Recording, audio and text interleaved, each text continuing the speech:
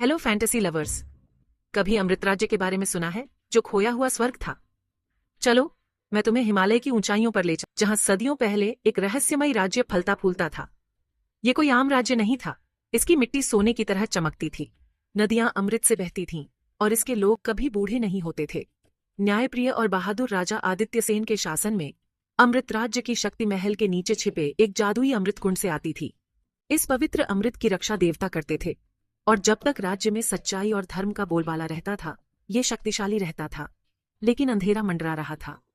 राजा का एक छोटा भाई था, राजकुमार विक्रम, जो शासक बनने का सपना देखता था। एक दिन विक्रम को पता चला कि अकेले अमृत कुंड का पानी पीने से वो अमर और सर्वशक्तिमान हो जाएगा।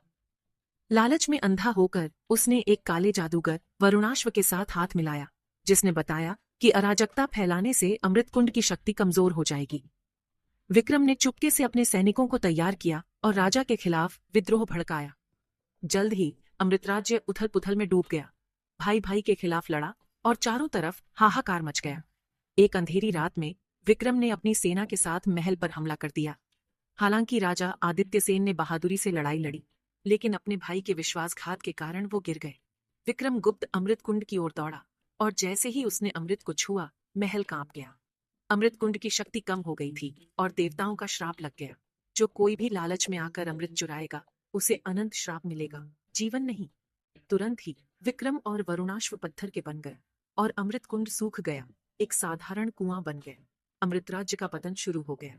इसकी सुनहरी मिट्टी और बहती नदियां गायब हो गईं, और इसके लोग समय के साथ लुप्त हो गए।